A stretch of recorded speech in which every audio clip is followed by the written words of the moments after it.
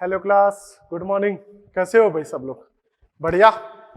बेटा अपना atomic structure का मॉड्यूल सॉल्यूशन चल रहा था, जिसमें स्टेज 2 की अपन बात कर रहे थे, जिसमें बेटा क्वेश्चन 123 तक आई थिंक मैंने आपको सॉल्व करवा दिए थे। और आज अपन बेटा आगे के क्वेश्चंस की बात करेंगे। कहां तक हो गए थे अपने? 143 तक हो गए थे बेटा। आगे के क्वेश्चंस मैंने आपको करने के लिए बोले थे, तो आज बेटा अपन क्वेश्चन नंबर 144 और इनके आगे की बात करेंगे। डन बेटा? तो बेटा क्वेश्चन 144 में सॉल्व करवा रहा हूं स्टेज 2 का। आज स्टेज 2 भी खत्म करेंगे, ध्यान रखिएगा। कैलकुलेशन वगैरह का थोड़ा ध्यान रखना बेटा, और आई होप आपने पीछे के क्वेश्चंस की प्रैक्टिस भी की होगी। क्वेश्चन 144 बेटा क्या बोल रहा है, देखिएगा। The wavelength of radiation emitted when in a hydrogen atom, electron falls from infinity to stationary state 1, then would be Rydberg constant। ये दे रखा है, तो क्या होगा बेटा? हाइड्रोजन एटम की बात कर रहा है, वेवलेंथ पूछा है जब इन्फिनिटी से 1 में इलेक्ट्रॉन आ रहा है। बेटा जब इलेक्ट्रॉन, एक बार चीजें देख लीजिए, जब इलेक्ट्रॉन इन्फिनिटी से 1 में आए तो मतलब ये तो हो गया आपका N2, ये हो गया आपका N1। हाइड्रोजन एटम की बात कर रहा है तो बेटा जेड आपको पता लग गया 1 होगा। तो बेटा 1 upon lambda is equal to R Z square, 1 upon N1 square minus 1 upon N2 square, ये होता है, ये आपको पता है, राइट बेटा? यहां से बेटा आर जेड स्क्वायर ये आ गया, 1 स्क्वायर हो गया, ये इंफिनिटी, और 1 अपॉन इंफिनिटी 0 होता है बेटा, ये आपको पता होना चाहिए। तो 1 अपॉन लेमडा किसके इक्वल आ गया? आर के। तो लेमडा निकालना है तो इसको उल्टा करना पड़ेगा। इसको जैसे ही बेटा उल्टा करोगे तो ये 1 अपॉन आर, और सॉल्व करोगे तो 912 आर्मस्ट्रॉन्ग आएगा। आर्मस्ट्रॉन्ग का मतलब बेटा 10⁻⁻10 मीटर। ये नैनोमीटर में बात करें बेटा तो इसको अपन इतना नैनोमीटर भी बोल सकते हैं। नैनोमीटर का मतलब बेटा 10⁻⁹ मीटर होता है। इस चीज का बेटा आपको थोड़ा सा ध्यान रखना है। समझ में आ रही है बात बेटा? तो ये बेटा आपका क्वेश्चन 144 था, जिसका थर्ड ऑप्शन बेटा आपका आंसर आना चाहिए था। तो 144 का थर्ड ऑप्शन बेटा करेक्ट होगा, थर्ड आंसर अपन को मिलेगा। आगे देखते हैं बेटा। क्वेश्चन नंबर 145 क्या कहता है, एक बार देखिएगा। 145 बोल रहा है बेटा, according to Bohr's principle the relation between principal quantum number and radius of orbit. तो अपन बात करें, हमको बेटा पता है रेडियस क्या होती है, n square upon Z into 0.529 Armstrong, यही होती है बेटा। तो यहां से हमको पता लग गया r जो होता है n स्क्वायर के प्रोपोर्शनल होता है। डन? तो यहां पे बेटा सेकंड ऑप्शन आपका करेक्ट आएगा 145 का, r n स्क्वायर के प्रोपोर्शनल होगा जब z सेम है। तो अपन ये बोल दिया, यहां पे अपन ने बात की जब z सेम है। और मान लो आपको z के साथ रिलेशन देखना है तो r ऐसा होगा z के साथ जब n आपका सेम है। तो समझ में आ गई बात बेटा? तो 145 का क्या आंसर होगा? n के साथ रिलेशन पूछे तो n स्क्वायर के प्रोपोर्शनल आएगा, और z के साथ रिलेशन पूछे तो z के इनवर्सली प्रोपोर्शनल होगा। ये आपको बेटा पता होना चाहिए। इतनी बात क्लियर है? चलो आगे। तो बेटा इसमें अपन आगे बात करते हैं और क्या बोलता है। इसके बाद आ जाइए क्वेश्चन नंबर 146 में। 146 क्या बोल रहा है, देखिएगा।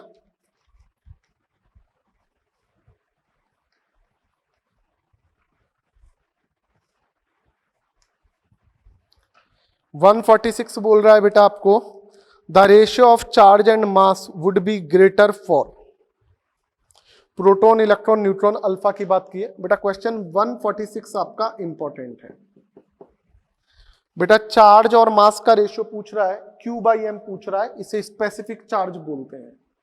Q/m इसे क्या बोलते हैं? स्पेसिफिक चार्ज, ठीक है। विशिष्ट आवेश, हिंदी में बोले तो विशिष्ट आवेश, और इंग्लिश में बोले तो स्पेसिफिक चार्ज। किस किस की बात कर रहा है? एक तो इलेक्ट्रॉन की बात कर रहा है, एक प्रोटॉन की बात कर रहा है, एक न्यूट्रॉन की बात कर रहा है, एक अल्फा की बात कर रहा है। इधर बेटा अपन Q और M देखें, यदि प्रोटॉन और न्यूट्रॉन के लिए ये Q1 है तो इलेक्ट्रॉन के लिए भी 1 होता है बेटा। नेचर की बात नहीं कर रहा हूं, केवल मैग्नीट्यूड की बात कर रहा हूं, परिमाण की बात कर रहा हूं, चिन्ह की बात नहीं कर रहा, साइन की बात नहीं कर रहा हूं। और बेटा ये आपको पता होना चाहिए, क्या कर रहे थे अपन, इलेक्ट्रॉन का 1 प्रोटॉन का 1 होता है, ये 0 होता है, ये दोनों आपस में रिलेट करते हैं। अल्फा का आवेश चार्ज प्रोटॉन का 2 टाइम्स होता है। मास की बात करें, ये 1 1 है, तो 1/1837 आएगा, और अल्फा का मास प्रोटॉन का 4 गुना होगा, 4 टाइम्स होगा। तो अब अपन बेटा यहां से यदि Q/m देखें, विशिष्ट आवेश स्पेसिफिक चार्ज देखें, तो 1 ये करोगे तो ये आएगा आपके पास 1837, ये आएगा आपके पास 1, ये आएगा आपके पास 0, और ये आएगा आपके पास 0.5। डन। तो इसने पूछा क्या है, वेरी वेरी इंपॉर्टेंट क्वेश्चन, ये कभी कभी ऑर्डर भी पूछ लेता है, ये याद रखें। अल्फा का हमने कैसे लिखा है आपको पता होना चाहिए, पीछे भी बता के आया था आपको प्रीवियस लेक्चर में भी। Charge of alpha 2 times of charge of proton, mass of alpha 4 times of mass of proton, ये होता है, फिक्स है, ये आपको बेटा रटा हुआ होना चाहिए। ये गलत करोगे तो बेटा वैल्यू सही नहीं आएंगे। डन बेटा। तो यहां से हमको 146 में पूछा क्या है, आपसे पूछा है रेशियो चार्ज और मास का जो है वो ग्रेटर किसके लिए है, ग्रेटर पूछा है, सबसे बड़ा, तो सबसे बड़ा इलेक्ट्रॉन के लिए है, तो हमारा यहाँ पे इलेक्ट्रॉन आंसर आएगा। तो 146 का सेकंड ऑप्शन करेक्ट होना चाहिए। और ये इंपॉर्टेंट चीज है, अल्फा का चार्ज प्रोटॉन का 2 टाइम्स, अल्फा का मास प्रोटॉन का 4 टाइम्स, ये आपको बेटा याद होना चाहिए। डन बेटा। इसको आप आपकी स्टडी टेबल पे कहीं लिख सकते हो, जिससे आपको ध्यान रहे हमेशा। इससे रिलेटेड कई बार क्वेश्चन गलत हो जाता है। क्वेश्चन नंबर 147 बोलता है magnitude of kinetic energy in an orbital is equal to, magnitude मतलब परिमाण की बात कर रहा है, तो बेटा पहले रिलेशन देख लो इनमें। बेटा आपको पता है काइनेटिक एनर्जी जो होती है माइनस होती है टोटल एनर्जी की, पोटेंशियल एनर्जी जो होती है वो 2 टाइम्स होती है टोटल एनर्जी। डन। तो इन दोनों में रिलेशन देखें तो काइनेटिक एनर्जी जो होती है वो आपकी -2 टाइम्स होती है टोटल पोटेंशियल एनर्जी के। बोलो सही बात है क्या?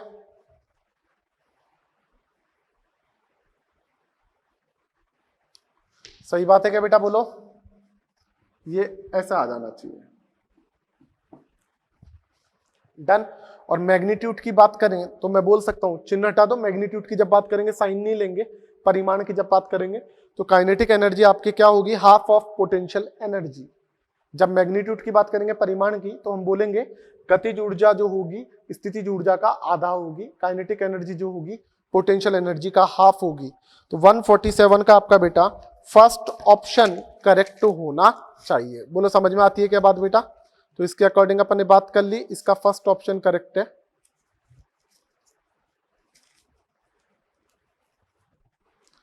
बेटा आगे बात करते हैं, क्वेश्चन नंबर 148 क्या बोलता है देखिएगा।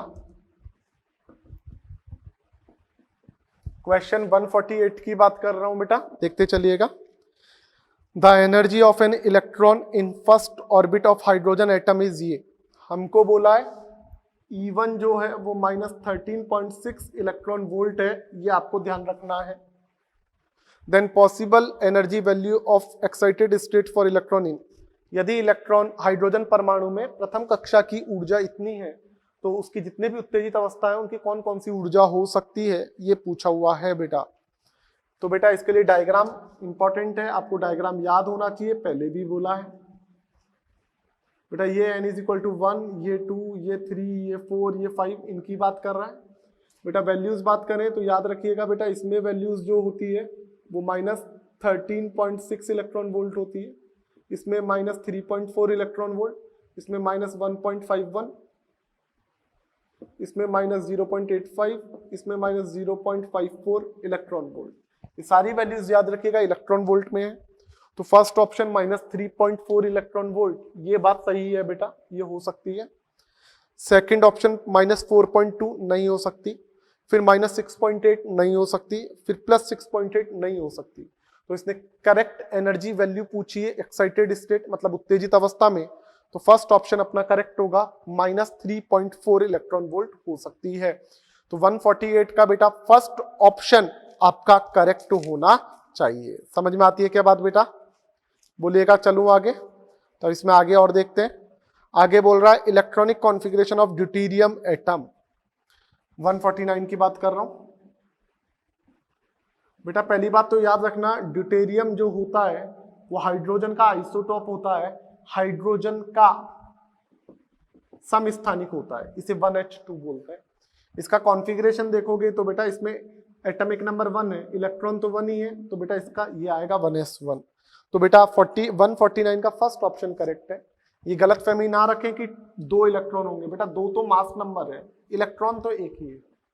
समझ में आ गई बात। और ड्यूटेरियम आपका हाइड्रोजन का आइसोटोप होता है, समस्थानिक होता है, जिसे 1H2 से बोलते हैं। प्रोटियम को 1H1 से, ड्यूटेरियम को 1H2 से और ट्राइटियम को 1H3 से बोलते हैं। ये बेटा आपका फिक्स है। समझ में आती है क्या बात बेटा। उसके बाद बेटा क्वेश्चन नंबर 150 की बात कर रहा हूं। 150 क्या बोलता है देखिएगा। 2p orbital can accommodate. बेटा 2p, बेटा ये तो सब शेल है, इसमें ऑर्बिटल कितने होंगे, कक्षक कितने होंगे, 3 कक्षक होंगे। और बेटा आपको पता है 3 कक्षक है, तो कोई सा भी कक्षक हो, कोई सा भी ऑर्बिटल हो, पूरी केमिस्ट्री में मैक्सिमम 2 इलेक्ट्रॉन रख सकता है। एक ऑर्बिटल में, अभी अपन ने पीछे भी बात की थी, एक ऑर्बिटल में ऐसे नहीं हो सकता, ऐसे ही होगा, ऐसे भी नहीं हो सकता। एक ऑर्बिटल में मैक्सिमम 2 इलेक्ट्रॉन ही हो सकते हैं, वो भी अपोजिट स्पिन के, जिसमें एक के लिए s+ हाफ हो, एक के लिए -हाफ हो। मतलब पूरी केमिस्ट्री में कहीं भी कक्षक की बात कर ले तो एक कक्षक में अधिकतम 2 इलेक्ट्रॉन आ सकते हैं, उसमें एक के लिए तो s+ हाफ होगा, एक के लिए -हाफ, मतलब विपरीत चक्रण वाले। तो बेटा क्वेश्चन 150 का आपका 4th ऑप्शन करेक्ट है। 2 electrons with opposite spin, opposite होना चाहिए, क्योंकि एक के लिए s+ हाफ आएगा तो दूसरे के लिए s आपका कितना आना चाहिए, -हाफ आना चाहिए। ये चीज बेटा आपको क्लियर होनी चाहिए। समझ में आती है क्या बात बेटा। तो 150 के बाद में बेटा क्वेश्चन नंबर अपन बात करते हैं 151। क्या बोलता है देखिएगा। The first use of quantum theory to explain the structure of atom. किसने बताई। परमाणु की संरचना बताने के लिए, समझाने के लिए क्वांटम अवधारणा को सबसे पहले किसने यूज किया था बेटा, बोर ने किया था। हाइड्रोजन स्पेक्ट्रम जब बताया था तो बोर आएगा, इसका डायरेक्ट याद करने वाला आंसर है, तो इसका सेकंड ऑप्शन करेक्ट है। 151 का सेकंड ऑप्शन आएगा बोर। समझ में आती है क्या बात बेटा। चलूं आगे। इसके बाद बेटा क्वेश्चन नंबर 152 की बात करता हूं। 152 क्या बोलता है। 152 बोल रहा है energy of radiation of wavelength 800 Armstrong is E1। E1 के लिए तो लैम्डा दे रखा है 8000 आर्मस्ट्रॉन्ग,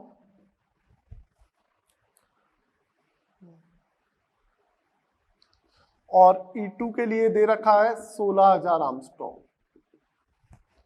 तो आपको बोल रहा है E1 और E2 में क्या रिलेशन होगा। बेटा आपने एक चीज पढ़ी थी, E = h nu = SC/λ। तो जो आपका E और लैम्डा है वो व्युत्क्रमानुपाती होता है, इनवर्सली प्रोपोर्शनल होता है। तो यहां से मैं क्या बोल सकता हूं, E1/E2 जो होगा λ2/λ1 होगा। ये आपको बेटा याद रखना है। समझ में आ गई क्या बात बेटा। तो बेटा आज अपन देखें E1 और E2 में रिलेशन। तो E1/E2 की देखे बात, तो इनकी वैल्यूज रख देते हैं। ये काटापिटी की 2 आया, तो मैं यहां से बोल सकता हूं E1 = 2E2 आपका आएगा। E1 = 2E2। तो 152 का बेटा आपका सेकंड ऑप्शन करेक्ट होना चाहिए, देख लीजिएगा। समझ में आ रही है बात बेटा। इसके बाद अपन बात करते हैं क्वेश्चन 153 की। 153 क्या बोलता है देखिएगा। आपको बोल रहा है which of the following represent the correct set of 4 quantum number of 4D electron. 4D electron के लिए चारों क्वांटम नंबर्स की बात कर रहा है। किसकी बात कर रहा है, 4D इलेक्ट्रॉन की। तो बेटा 4D की बात करूं तो आगे लिखा हुआ नंबर तो n को बताता है, वो 4 हो गया। L D के लिए 2 होता है, पता है। S की बात करूं तो बेटा S आपका +हाफ या -हाफ कुछ भी हो सकता है, और M L के अकॉर्डिंग आएगा, -L से +L, तो -2 -1 0 +1 +2 कुछ भी हो सकता है। तो बेटा इसके अकॉर्डिंग आपका 153 का 4th ऑप्शन करेक्ट है, 4 2। ये बेटा इनमें से कोई सी भी वैल्यू हो सकती है। +1 बोल रहा है, सही बात है। S +हाफ -हाफ में कुछ भी हो सकता है। माइनस हाफ बोल रहा है, सही बात है। तो 153 का बेटा आपका ऑप्शन 4 करेक्ट होना चाहिए। समझ में आती है क्या बात बेटा? डन। इसके बाद बेटा क्वेश्चन 154 की बात करें बेटा, ये मैंने आपको पहले भी बोला है, 154 क्वेश्चन की बात कर रहा हूं। ये मैंने बेटा आपको पहले भी बताया है। 1 से 30 तक, 1 से 30 तक यदि तत्वों की बात करें, एटम की बात करें, तो क्रोमियम और कॉपर आपका एक्सेप्शन होता है, अपवाद होता है, जो स्थायित्व को, स्टेबिलिटी को गेन करने के लिए इलेक्ट्रॉन ट्रांसफर करता है और एक्सेप्शनल बिहेवियर शो करता है। तो यहाँ पे इसने क्रोमियम का ही पूछा है। तो बेटा क्रोमियम का 24 एटॉमिक नंबर, इसे अपन क्या बोल सकते हैं? नियॉन के लिए बात करें तो ये नियॉन हो जाएगा, 10 तक तो इसमें इलेक्ट्रॉन हो गए। उसके बाद अपन बोल सकते हैं बेटा 3s2, 3p6, 4s1, 3d5। तो ये बेटा d5 क्यों आया? क्योंकि एक इलेक्ट्रॉन ट्रांसफर कर लिया था, नहीं तो d4 होता। अब d5 आने से हाफ फील्ड कॉन्फ़िगरेशन मिल गया, जिससे बेटा स्टेबल हो गया, स्थायी हो गया। तो बेटा इसका सेकंड ऑप्शन आपका करेक्ट होना चाहिए। चेक कीजिए सेकंड ऑप्शन आंसर है क्या? 154 का। समझ में आ गई बात बेटा? इसके बाद बेटा क्वेश्चन 155 की मैं बात कर रहा हूं। 155 आपका इंपॉर्टेंट क्वेश्चन है, याद रखिएगा बेटा। पीछे भी बताया था, जब भी त्रिज्य नोड, रेडियल नोड की बात करें तो फॉर्मूला होगा n-l-1। त्रिज्य नोड या रेडियल नोड के लिए फॉर्मूला क्या होता है? n-l-1 होता है। ये आपको बेटा ध्यान रखना है, इंपॉर्टेंट है, पीछे भी बता के आया था। नोड क्या होता है? जहां पे इलेक्ट्रॉन मिलने की पॉसिबिलिटी बहुत कम हो। और जब त्रिज्य नोड या रेडियल नोड बात करें तो फॉर्मूला याद रखें, n-l-1 होगा। तो इसमें आपको किस किस के लिए बोला है? 3s और 2p। तो 3s की बात करूं तो n तो 3, l के लिए 0, ये -1 तो 2 आ गया। और 2p की बात करूं तो ये 2, p के लिए l1, ये 1 आ गया, ये 0। तो आपको मिलेगा 3s और 2p के लिए रेडियल नोड, त्रिज्यीय नोड क्रमशः कितने कितने आएंगे बेटा? 2 और 0 आएंगे बेटा। ये रेडियल नोड, त्रिज्यीय नोड, इनके फॉर्मूले आप पक्का अच्छे से पढ़ लें, क्योंकि ये बहुत बार पूछा हुआ है। n आपको पता है आगे लिखा हुआ नंबर होता है, l आपको पता है s के लिए 0, p के लिए 1, d के लिए 2, f के लिए 3, इसके अकॉर्डिंग चलता है, ये वैसे आपको पता है। बोलो इतनी बात क्लियर है क्या? तो बेटा जो चीज आपसे पूछी है वो फंडा आप क्लियर रखें, करना क्या है एक्चुअली। समझ में आ गई बात बेटा? तो ये आपने देख लिया है बेटा किसके अकॉर्डिंग अपनी बात हो रही है। तो रेडियल नोड की अपन बात कर रहे हैं, 3s के लिए तो आएंगे 2 और 2p के लिए आएंगे 0। बोलो इतनी बात क्लियर है क्या? चलूं आगे। तो 155 का बेटा आपका फर्स्ट ऑप्शन करेक्ट है। डन। अब बेटा जैसे 156 ये भी क्वेश्चन है, तो पहले आप इन क्वेश्चंस को थोड़ा सा ध्यान से देख ले क्या पूछा है बेटा। ये जो जितने भी क्वेश्चन है इंपॉर्टेंट, ठीक है। जैसे एक तो ये फॉर्मूला वेरी वेरी इंपॉर्टेंट है, ये फॉर्मूला इंपॉर्टेंट, ये वेरी वेरी इंपॉर्टेंट, अल्फा का चार्ज क्या है, मास क्या है, ये सारी बातें बेटा आपको पता होनी चाहिए। ये बातें आपको पता है तो आप बेटा क्वेश्चन को इजीली कर सकते हो कि एक्चुअली में करना क्या है। तो बेटा अब स्टेज 2 में अपन बात करें तो क्वेश्चन टोटल कितने? 163, 155 तक अपने हो गए। तो अब अपन बेटा 156 क्वेश्चन की बात करते हैं, क्या होगा देखते हैं, जो क्वांटम नंबर से रिलेटेड है। बेटा अपन ने क्वेश्चन 155 तक देख लिया था, जिसमें अपन ने रेडियल नोड की बात की थी, और रेडियल नोड के लिए मैंने बता दिया है फॉर्मूला आप लगाओगे n-l-1, ठीक है। इसके बाद बेटा अपन नेक्स्ट बात करते हैं क्वेश्चन नंबर 156 की, क्या बोलता है देखते हैं। देखें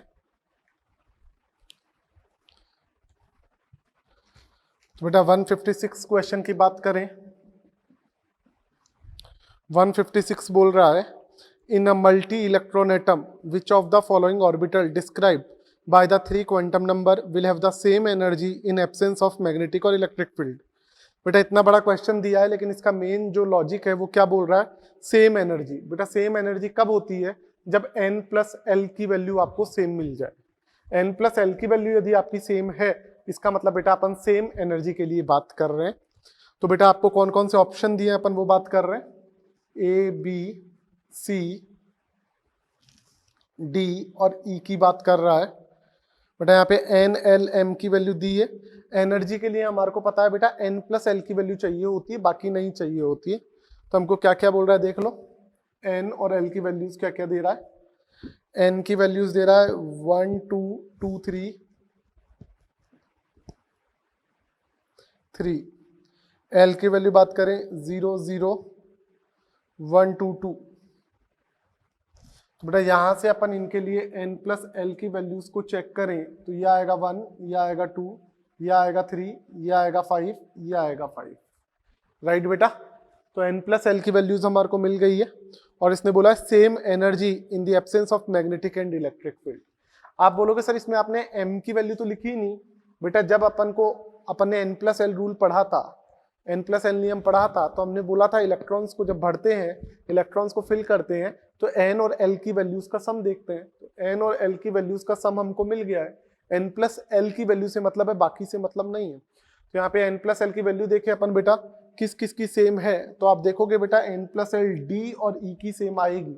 तो इसके अकॉर्डिंग अपन बात करें तो यहाँ पे सेम एनर्जी आएगी डी और ई की, मतलब ऑप्शन 3 बेटा आपका करेक्ट होगा। समझ में आ गई बात? इसका कौन सा ऑप्शन करेक्ट होगा आपका? ऑप्शन 3 बेटा आपका करेक्ट होगा 156 का। समझ में आती है बात बेटा? चलूं आगे। इसके बाद बेटा क्वेश्चन 157 की बात कर रहा हूं। क्या बोल रहा है देखो, if magnetic quantum number of given atom is represented by -3, m की वैल्यू दे रखा है बेटा -3, तब आपके पास प्रिंसिपल क्वांटम नंबर क्या होगी, मुख्य क्वांटम संख्या क्या होगी? डन बेटा। तो बेटा एक चीज आपको पता है, l के अकॉर्डिंग यदि m की बात करें तो m होता है -l से +l, यही तो होता है m। और n क्या होता है, l से हमेशा बड़ा होता है। तो बेटा n इज इक्वल टू, जब आप 4 लोगे तो l इज इक्वल टू क्या आ जाएगा बेटा, 0 1 2 3। ये हो सकता है, 4l हो नहीं सकता। यदि n 4 है तो l 4 नहीं हो सकता। तो n 4 है तो l क्या होगा, 0 1 2 3 इनमें से होगा। और बेटा इसके अकॉर्डिंग यदि अपन बात करें तो m की वैल्यूज क्या हो सकती है बेटा, यदि 0 मानेंगे तो m की वैल्यू 0, 1 मानेंगे तो -1 0 +1, 2 मानेंगे तो -2 -1 0 +1 +2, 3 मानेंगे तो -3 -2 -1 0 +1 +2 +3, ये वैल्यूज होगी। तो हमने बोल दिया जब m -3 था तो उसके करस्पॉन्डिंग n आपका 4 होगा, क्योंकि n हमेशा बेटा l से भी ज्यादा होता है और m से भी ज्यादा होता है। सही बात है बेटा। तो इसके अकॉर्डिंग यदि मैं बात करूं तो बेटा आपका 157 का थर्ड ऑप्शन करेक्ट होना चाहिए। 4 आ रहा है जिसमें थर्ड ऑप्शन करेक्ट होगा। मुख्य क्वांटम संख्या मतलब प्रिंसिपल क्वांटम नंबर कितनी होनी चाहिए बेटा, 4 होनी चाहिए। यदि n 4 हुआ तो m आपका -3 हो सकता है। समझ में आ गई बात? क्योंकि n l से भी बड़ा होना चाहिए और l और m में रिलेशन बात करें तो m की वैल्यू -l से +l होती है। समझ में आ गई बात? तो टोटल मिला के m जो होता है वो n से भी बड़ा होता है। इस चीज का थोड़ा सा आप बेटा ध्यान रखें। समझ में आ गई क्या बात बेटा? चलूं आगे। इसके बाद बेटा क्वेश्चन नंबर 158 की मैं बात कर रहा हूं। 158 क्या बोल रहा है एक बार थोड़ा देखिएगा। The total number of orbitals in energy level designated by principal quantum number n is equal to, बेटा आपको बता रखा है यदि आपको n मुख्य क्वांटम संख्या प्रिंसिपल क्वांटम नंबर दे रखा है तब बेटा टोटल इलेक्ट्रॉन, कुल इलेक्ट्रॉन संख्या क्या होगी वो देख लेते हैं। तो बेटा ये अपन को पता है जब प्रिंसिपल क्वांटम नंबर n बता रखा है मुख्य क्वांटम संख्या, तब हमारे पास टोटल नंबर ऑफ इलेक्ट्रॉन, कुल इलेक्ट्रॉन संख्या होती है 2n²। और टोटल नंबर ऑफ ऑर्बिटल, कुल कक्षकों की संख्या, ऑर्बिटल बेटा इंग्लिश में कक्षक को बोलते हैं, कुल कक्षकों की संख्या होती है n²। और बेटा यही आपसे पूछा है तो अपना फॉर्मूला आ जाएगा बेटा n²। डन। तो क्वेश्चन 158 में आपसे बोला है total number of orbitals if n is given, तो आप क्या बताओगे बेटा n²। टोटल इलेक्ट्रॉन पूछता बेटा आपसे तो 2n², टोटल सबशेल पूछता तो n होते। ये चीजें आपको बेटा पता होनी चाहिए। क्वेश्चन 159 इसमें क्या बोल रहा है बेटा, 159 देखिएगा। 159 बोलता है बेटा आपको according to Heisenberg uncertainty principle, Heisenberg के अकॉर्डिंग बेटा अपन बात करें तो क्या होना चाहिए। तो हाइजेनबर्ग के अकॉर्डिंग बेटा याद रखें डेल्टा x डेल्टा px बड़ा और बराबर होना चाहिए h/4π से। हाइजेनबर्ग का अनिश्चितता सिद्धांत यही बोलता है यहाँ पे अपन h/4 इनकी वैल्यूज की बात करें तो कितनी होती है, ध्यान रखें, डेल्टा x डेल्टा px बड़ा और बराबर आएगा 0.5234 इंटू 10⁻⁻34। ये वैल्यूज होंगी, ये आपको बेटा ध्यान रखना। समझ में आ गई बात बेटा? तो 159 का बेटा आपका सेकंड ऑप्शन करेक्ट है। जब न्यूमेरिकल्स की बात करते हैं बेटा तो ये इक्वल मान लेते हैं। जब क्वेश्चन की बात करेंगे तो ग्रेटर देन इक्वल की जगह अपन बेटा क्या मान सकते हैं, इक्वल मान सकते हैं। वैसे एक्सप्रेशन क्या होता है, ये एक्सप्रेशन होता है, ये आपको बेटा ध्यान रखना है। इतनी बात क्लियर है? चलूं आगे। इसके बाद बेटा क्वेश्चन नंबर 160 की बात करता हूं। 160 क्या बोल रहा है एक बार देखिएगा। आपको बोल रहा है which of the following statement in relation to hydrogen atom is correct. निम्न में से कौन सा हाइड्रोजन परमाणु के लिए सही संबंध है। बेटा याद रखें, वेरी वेरी इंपॉर्टेंट, ऐसा क्वेश्चन पहले भी आ चुका है। पहली बात तो यहाँ पे एक चीज याद रखें, किसकी बात की है, हाइड्रोजन एटम की बात कर रहा है। ये चीज याद रखें, ये किसके लिए बात कर रहा है, हाइड्रोजन एटम के लिए। और हाइड्रोजन एटम में मैंने आपको पहले भी एक रिलेशन बताया था कि बिकॉज हाइड्रोजन एटम में एक ही शेल एक ही इलेक्ट्रॉन होता है, इस कारण एनर्जी की बात करें तो 3s में एनर्जी, 3p में एनर्जी, 3d में एनर्जी इक्वल होगी, ये आपको पता होता है। इसका एक डायग्राम अपन ऐसा भी बताते हैं, यदि एनर्जी की बात करें तो ये 1s से ज्यादा एनर्जी होगी 2s की जो 2p के इक्वल होगी, इससे ज्यादा एनर्जी आएगी 3s की जो 3p के इक्वल होगी, जो 3d के इक्वल होगी। ये बात आपको समझ में आनी चाहिए। तो इसके अकॉर्डिंग बेटा अपन बात करें तो अब आप देखिएगा क्या बोलता है। 160 की बात कर रहा हूं। First option 3p orbital is lower energy than 3d orbital. आपसे बेटा क्या पूछा हुआ है, करेक्ट रिलेशन। 3p की एनर्जी 3d से कम है, तो गलत बात है बेटा। जब केवल हाइड्रोजन एटम की बात कर रहे हैं, ये याद रखें हर किसी के लिए वैलिड नहीं है, केवल हाइड्रोजन एटम, हाइड्रोजन परमाणु के लिए ही सही है ये। तो बेटा वहां पे याद रखें 3s 3p 3d इनकी तो बराबर होती है, तो फर्स्ट ऑप्शन गलत हो गया है। सेकंड ऑप्शन बोलता है 3s orbital is lower in energy than 3p orbital. 3s की 3p से एनर्जी कम है, गलत बात है बेटा। शेल सेम है, 3 है, कोश संख्या सेम है, तो एनर्जी सेम आएगी। कि ये केवल हाइड्रोजन एटम, हाइड्रोजन परमाणु के लिए अपन बोल सकते हैं। उसके बाद बोलता है बेटा थर्ड ऑप्शन 3s 3p और 3d की एनर्जी सेम होगी, सही बात है बेटा, लेकिन ये हाइड्रोजन पर एटम के लिए है और हमको हाइड्रोजन एटम की ही बात की है। फोर्थ बोलता है 3s और 3p की एनर्जी 3d से कम होगी, गलत है। तो बेटा इसका थर्ड ऑप्शन आपका सही होना चाहिए, तो 160 का आपका थर्ड ऑप्शन आंसर आएगा। समझ में आ गई क्या बात बेटा? इसके बाद बेटा क्वेश्चन नंबर 161 की बात करूं तो 161 को देखो, according to Bohr theory angular momentum of electron in fifth orbit. बेटा फिफ्थ ऑर्बिट मतलब पांचवें कोश में कोणीय संवेग, एंगुलर मोमेंटम की बात की है। फिफ्थ ऑर्बिट पांचवा कोश मतलब n = 5 हो गया, तो कोणीय संवेग n क्या आएगा, nh/2π आएगा, तो 5h/2π आएगा, तो 2.5h/π आएगा। तो बेटा इसके अकॉर्डिंग अपने पास आंसर आएगा सेकंड 2.5h/π, ये आपका बेटा आंसर होगा। समझ में आती है बात? तो क्वेश्चन 161 का बेटा आपका सेकंड ऑप्शन करेक्ट होना चाहिए। इसके बाद बेटा अपन बात कर रहे हैं आगे क्वेश्चन नंबर 162। क्या बोलता है देखिएगा, uncertainty in position of electron moving with velocity 300 meter per second. बेटा वेलोसिटी दी है 300 मीटर पर सेकेंड और इसमें अनसर्टेनिटी आपको बताइए। अनसर्टेनिटी केवल डेल्टा बोल सकते हो, वेलोसिटी में जो अनसर्टेनिटी है डेल्टा वी, वो आपको बताइए बेटा 0.001% बताइए, अनसर्टेनिटी बताइए। इलेक्ट्रॉन की बात कर रहा है तो आपको बेटा पोजीशन में अनसर्टेनिटी बतानी है। तो बेटा जब परसेंटेज दे रखा है उससे वैल्यू निकालनी है, तो बेटा अपन ऐसे सॉल्व करेंगे, जो परसेंट दिया है वो अपॉन 100 इंटू टोटल वेलोसिटी, जो परसेंटेज दिया है वो अपॉन 100 इंटू टोटल वेलोसिटी। यहां से सॉल्व करोगे 2 0 से 2 0 गया, तो बेटा आपको डेल्टा Vx जो मिलेगा वो मिलेगा बेटा आपको 0.003 मिलेगा। डेल्टा x बेटा आपको निकालना है, बेटा हाइजेनबर्ग का अनसर्टेनिटी प्रिंसिपल, हाइजेनबर्ग के अनिश्चितता सिद्धांत की मैं बात करूं तो बेटा आपका फॉर्मूला होता है delta P x H upon 4 पाई।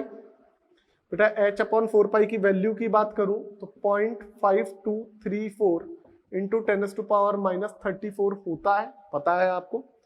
बेटा डेल्टा पी एक्स को संवेग जो है, मोमेंटम जो है, उसको मैं लिख सकता हूं m delta v x 0.52 into 10⁻⁻34। यहां से पोजीशन क्या आएगी, स्थिति में अनिश्चितता, अनसर्टेनिटी इन पोजीशन आएगी 0.52 into 10⁻⁻34 upon m delta v x आ जाएगा। यहां से डेल्टा एक्स कैलकुलेट करूं तो बेटा वो आपका आएगा 0.52 इंटू 10⁻⁻34। इलेक्ट्रॉन के लिए m की बात करूं 9.1 इंटू 10⁻⁻31। डेल्टा वी एक्स की बात करूं तो वो आएगा 0.003। यहां से जैसे ही बेटा आप डेल्टा एक्स सॉल्व करोगे, कैलकुलेशन एक बार देख लेना, तो डेल्टा एक्स मतलब स्थिति में अनिश्चितता जो सॉल्व होके आएगी वो बेटा अराउंड आएगी 1.92 इंटू 10⁻⁻2 मीटर आएगी। समझ में आ गई बात बेटा? तो यहां से जो आपको अनसर्टेनिटी मिलेगी वो कितनी मिलेगी, 1.92 इंटू 10⁻⁻2 मीटर मिलेगी। ये आपका क्वेश्चन 162 का आंसर है। तो बेटा इसके अकॉर्डिंग फर्स्ट ऑप्शन करेक्ट है। कैलकुलेशन वगैरह एक बार आप देख लेंगे, तरीका क्या है, ये चीज जो अपन ने सॉल्व की है ये इंपॉर्टेंट है, ये फंडा आपको समझ में आना चाहिए कि जब टोटल वेलोसिटी और उसका परसेंटेज दे रखा है तो अनसर्टेनिटी कैसे निकालते हैं, ये चीज बेटा थोड़ा सा आपको पता होनी चाहिए। बेटा इसके बाद क्वेश्चन नंबर 163 की बात करूं, और ये आपका स्टेज 2 का लास्ट क्वेश्चन है, क्वेश्चन 163। अपनी स्टेज 1 कंप्लीट हो जाएगी बेटा, स्टेज 2 अपनी कंप्लीट होने वाली है, लास्ट क्वेश्चन की बात कर रहे हैं। तो बेटा अपन ने बहुत सारे क्वेश्चंस किए हैं, यदि अब भी आप बेटा कैलकुलेशंस वगैरह क्वेश्चंस वगैरह पे ध्यान नहीं दोगे तो बेटा प्रॉब्लम है। आपको याद हो तो आपके स्टेज 1 में क्वेश्चन थे 125, स्टेज 2 में 163, तो अराउंड बेटा अपन ने लगभग बात करें तो बेटा लगभग अपन ने 300 क्वेश्चन के अराउंड बात कर ली। अब 300 क्वेश्चन है, एक ही टॉपिक स्ट्रक्चर ऑफ एटम की बात की है, अभी भी आपसे नहीं हो रहा है तो बेटा इसका मतलब आप मेहनत ढंग से नहीं कर रहे। न्यूमेरिकल्स करने से पहले बेटा थ्योरी क्लियर होनी चाहिए। यदि अब भी आपको किसी क्वेश्चन जैसे क्वांटम नंबर से रिलेटेड क्वेश्चन में प्रॉब्लम आ रही है, इसका मतलब आपका टॉपिक क्लियर नहीं है, तो बेटा पहले आप उसकी थ्योरी पढ़ो। जब तक थ्योरी नहीं पढ़ोगे तो बेटा काम नहीं होगा, इस चीज का थोड़ा सा बेटा आप लोग ध्यान रखो। तो क्वेश्चन 163 की बात करूं, आपको बोलता है which one of the following set of ion represent a collection of iso electronic species. बेटा सम इलेक्ट्रॉनीय स्पीशीज की बात कर रहा है, मतलब जिनमें इलेक्ट्रॉन सेम है, ऐसा ऑप्शन आपको ढूंढना है, ऐसा सेट देखना है स्पीशीज का। तो बेटा इसका ऑप्शन 3 करेक्ट है। मैं ऑप्शन 3 आपको चेक करके बता रहा हूं, बाकी ऑप्शन एक बार आप चेक करें जिससे आपकी प्रैक्टिस होगी। बेटा इसके लिए बात करें, बोला है K plus Cl minus K का एटॉमिक नंबर 19 होता है। आपको मॉड्यूल में नहीं लिख के दे रहा है लेकिन आपको पता होना चाहिए। Cl माइनस Cl का atomic number 17, Ca plus 2 Ca का एटॉमिक नंबर 20 होता है, और Sc प्लस 3 Sc का एटॉमिक नंबर 21 होता है। बेटा आपको अब इन सब में आपको इलेक्ट्रॉन्स निकालना है कि कितने कितने हैं। बेटा एक चीज पता होनी चाहिए कि कोई भी स्पीशीज में जब चार्ज की बात करते हैं अपन, तो बेटा केवल और केवल जो आयन होता है, चार्ज आता है, चाहे प्लस में चार्ज आए चाहे माइनस में आए, उससे केवल इलेक्ट्रॉन्स चेंज होते हैं, बाकी चीजें चेंज नहीं होती है। चार्ज से क्या चेंज होता है, इलेक्ट्रॉन चेंज होता है। जितना पॉजिटिव चार्ज आएगा उतने इलेक्ट्रॉन उसने डोनेट किए, जितना नेगेटिव चार्ज आएगा उतने इलेक्ट्रॉन इसने लिए हैं। मतलब जितना नेगेटिव चार्ज तो उतने इलेक्ट्रॉन लिए हैं, जितना पॉजिटिव चार्ज तो उतने इलेक्ट्रॉन इसने डोनेट किए हैं। ये चीजें आपको बेटा क्लियर होनी चाहिए। डन बेटा। तो अब इसके लिए अपन बात करें, एटॉमिक नंबर 19 है। यदि ये न्यूट्रल होता, उदासीन होता, तो 19 इलेक्ट्रॉन होते, लेकिन इसके ऊपर प्लस आ रहा है। कितने प्लस हैं, एक प्लस है, मतलब इसने एक इलेक्ट्रॉन डोनेट कर दिया, तो 19 में से एक गया, तो आपको कितना मिल गया बेटा, 18 मिल गया। समझ में आ गई क्या बात बेटा? अब यहाँ पे 17 है, -1 लगा हुआ है, -1 का मतलब एक इलेक्ट्रॉन ले लिया, तो 17 और 1 कितने हो गए बेटा, इधर भी आपको मिल गया बेटा 18। Ca की बात करें 20 है, +2 आ रहा है, +2 का मतलब 2 इलेक्ट्रॉन डोनेट कर दिए, तो 20 में से 2 गए तो बेटा कितने आ गए, आपके 18 आ गए। इधर बात करें 21 है, उसमें 3 इलेक्ट्रॉन डोनेट कर दिए, तो 21 में से 3 निकल गए, तो बेटा आपको कितने मिल गए यहाँ पे भी बेटा आपको कितने मिल गए, 18 मिल गए। तो यहां से बेटा अपन टोटल मिला के बात करें तो 163 में अपन ने देखा तो हमारे को बेटा सभी के कितने कितने इलेक्ट्रॉन मिले, 18 इलेक्ट्रॉन सभी के मिले हुए हैं। 18 इलेक्ट्रॉन बेटा आपको टोटल सभी के मिले हुए हैं। और आप बेटा बाकी 4 ऑप्शन देखोगे तो चारों ऑप्शन में, जैसे मान लीजिए ऑप्शन 1 की बात करें तो उनमें सभी में सेम इलेक्ट्रॉन नहीं मिलेंगे, मतलब इलेक्ट्रॉन्स सेम नहीं है, इसका मतलब वो आइसो इलेक्ट्रॉनिक स्पीशीज नहीं है। जैसे मान लीजिए क्वेश्चन 163 में फर्स्ट ऑप्शन की बात करूं तो फर्स्ट में आपको दिया N-3 O-2 F-S-2। तो बेटा यहाँ पे अपन ने बात की तो जैसे नाइट्रोजन के लिए अपन बात कर रहे हैं तो यहाँ पे नाइट्रोजन के 10 इलेक्ट्रॉन हो गए, क्योंकि 7 तो है, -3 मतलब 3 ले ली। O-2 बात की यहाँ भी 10 इलेक्ट्रॉन है, F- बात की यहाँ भी 10 है, लेकिन S-2 बात की तो 10 नहीं है, 18 इलेक्ट्रॉन हो गए, क्योंकि सल्फर का एटॉमिक नंबर 16, परमाणु क्रमांक 16, 2 और ले लिए क्योंकि -2 है चार्ज, तो 18 हो गए। तो बेटा ऑप्शन 1 में देखा हमने सभी के इलेक्ट्रॉन सेम नहीं है, इसलिए वो आइसो इलेक्ट्रॉनिक नहीं है, मतलब सम इलेक्ट्रॉनिक नहीं है। फिर ऑप्शन 2 की बात करूं मैं, 163 में ही बात कर रहा हूं ऑप्शन 2 की। हमने देखा लिथियम प्लस, तो कितने इलेक्ट्रॉन हो गए, 2, क्योंकि लिथियम का एटॉमिक नंबर 3 होता है, परमाणु क्रमांक 3 होता है, तो 3 इलेक्ट्रॉन होते, लेकिन उसमें +1 आ रहा है, 1 दे दिया तो कितने बच गए, 2 इलेक्ट्रॉन। उसके बाद Na+, तो सोडियम के कितने इलेक्ट्रॉन हो गए, 10, क्योंकि 11 होता है, 11 में 1 चला गया तो कितने रह गए, 10। फिर Mg+2, तो 12 होते हैं, 12 में 2 दे दिए तो कितने रह गए, 10। तो लिथियम में 2 थे, फिर सोडियम और मैग्नीशियम में कितने आए, 10 Ca+2 में कितने आ जाएंगे, 18, क्योंकि Ca का एटॉमिक नंबर 20, +2 आ गया तो 2 इलेक्ट्रॉन दे दिए तो 18, तो यहां भी सेम नहीं है। ऑप्शन 3 अपना करेक्ट है, वो अपन ने देख लिया। ऑप्शन 4 और बता देता हूं रॉन्ग क्यों है। ऑप्शन 4 की बात करें Ba+2, तो बेटा Ba का आप जाके देखोगे तो एटॉमिक नंबर बहुत नीचे आता है बेटा। इसके बाद Sr+2, K+Ca+2, तो बेटा K+ और Ca+2 आपस में आइसो इलेक्ट्रॉनिक है, Ba+2 और Sr+2 आपस में आइसो इलेक्ट्रॉनिक है, लेकिन इन चारों को देखोगे तो चारों आइसो इलेक्ट्रॉनिक नहीं है, इसलिए बेटा अपन ने बोला ऑप्शन 4 भी इसका गलत है। तो 163 में अपन बात करें तो आइसो इलेक्ट्रॉनिक का मतलब बेटा जिसमें नंबर ऑफ इलेक्ट्रॉन सेम है उनको अपन बेटा किस में मानते हैं, आइसो इलेक्ट्रॉनिक, सम इलेक्ट्रॉनीय श्रेणी में मानते हैं। समझ में आ गई बात बेटा। तो ये अपने बेटा क्वेश्चन 1 से 163 कंप्लीट है। अब अपन बेटा इसमें आगे बात करेंगे स्टेज 3 की। स्टेज 3 में आपके पास 22 क्वेश्चन है, इनको डिस्कस करेंगे। उसके बाद बेटा स्टेज 4 जिसमें section A section B, section A अपना मेडिकल वाला रहता है और सेक्शन बी अपना मैथ्स इंजीनियरिंग वाला रहता है, ये आपको पता होना चाहिए। तो बेटा इनको आपको एक बार सबको सॉल्व करके रखना है जिससे आपकी एक बार प्रैक्टिस हो जाए, सही बात है ना।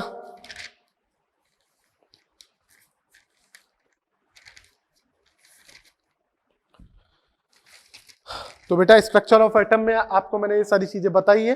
नेक्स्ट स्टेज एक बार स्टार्ट करें उससे पहले एक बार बेटा इसको रफ कर देते हैं और मैं आपको नेक्स्ट स्टेज से रिलेटेड बात बताता हूँ। बेसिक पॉइंट जो है बेटा वो आपको पता होने चाहिए। जैसे क्वांटम नंबर्स में अपन ने बात की, जहां पे बेसिक पॉइंट्स की बात कर रहा हूं कि जैसे स्पिन क्वांटम नंबर, चक्रण क्वांटम संख्या है वो 0 नहीं हो सकती है, n और l इक्वल नहीं हो सकता, n हमेशा l से बड़ा होगा। इसके बाद बेटा आपको प्रिंसिपल क्वांटम नंबर दे रखा है तो टोटल इलेक्ट्रॉन्स का फॉर्मूला 2n² होगा। हाइड्रोजन एटम के लिए बेटा ये क्वेश्चन बहुत इंपॉर्टेंट है, हम जल्दी जल्दी में ये भूल जाते हैं, हम एनर्जी के अकॉर्डिंग अरेंज करें। यदि हाइड्रोजन एटम की बात नहीं करूं तो आप बोलोगे 3s से ज्यादा 3p की है, 3p से ज्यादा 3d की। एनर्जी मतलब ऊर्जा, वो किसके अकॉर्डिंग देखते हैं, n+l रूल से। तो 3s से ज्यादा 3p, 3p से ज्यादा 3d आनी चाहिए। लेकिन जब हाइड्रोजन एटम की बात की जाती है तो बेटा ऐसा नहीं होता। हाइड्रोजन एटम में ये फिक्स होता है कि ये तीनों क्या आएंगे बेटा, आपस में इक्वल आएंगे, डेफिनेटली इक्वल आएंगे। लेकिन ये केवल और केवल आपका हाइड्रोजन एटम के लिए वैलिड है, ये चीज भी आप मान के चलें। हाइड्रोजन एटम के अलावा आप बात करोगे तो अलावा बेटा ये चीज नहीं हो सकती है, इस चीज का आपको पता होना चाहिए। समझ में आ गई बात। एंगुलर मोमेंटम का फॉर्मूला NH/2π होता है, ये पता है। ये बेटा फॉर्मूला कैसे अप्लाई किया है ये आपको पता होना चाहिए। अनिश्चितता की बात करते हैं, अनसर्टेनिटी प्रिंसिपल की बात करते हैं, तो फॉर्मूला होता है delta x into delta P x H upon 4 पाई। एच और 4 पाई की वैल्यूज क्या है ये आपको पता लग गई। ये वैल्यूज आप पुट करोगे, उससे पहले आपको डेल्टा वी निकालना पड़ेगा। इजी क्वेश्चन तो क्या होता है, इनके डायरेक्ट वैल्यू दे देता तो आप लिख लेते। आज अपन को डेल्टा वी डायरेक्ट नहीं दिया, आपको वी देके फिर डेल्टा वी लिखवाया है। तो वी देके डेल्टा वी कैसे निकालते हैं, जो हमको अनसर्टेनिटी बोली है, जितना परसेंट बोला है उसमें 100 का डिवाइड लगाओ इनटू टोटल वेलोसिटी कर दो। बेटा एक तरीका सेम वही है जैसे अपने मार्क्स में जब परसेंट आए हैं। मान लीजिए अपन ने बोला एक बच्चे के 100 में से 90 मार्क्स आए हैं, तो अपन इस 90 मार्क्स के परसेंटेज देखे तो 90% आ गई। तो आज मैंने आपको 90 मार्क्स डायरेक्ट नहीं बताए, मैंने आपको बोला एक बच्चे के 90% आए हैं और टोटल मार्क्स 100 थे, तो उसके कितने मार्क्स आए। तो आप क्या बोलोगे, मार्क्स कितने आए 90, सॉरी परसेंट कितना है 90, उसमें 100 का डिवाइड लगा दो इंटू टोटल मार्क्स कर दो। तो 90 तो percent upon 100 into total marks 100, 100 से 100 गया तो कितना बच गया 90%। तो परसेंट के लिए या मार्क्स के लिए क्या फॉर्मूला होगा वो आपको बेटा पता होना चाहिए।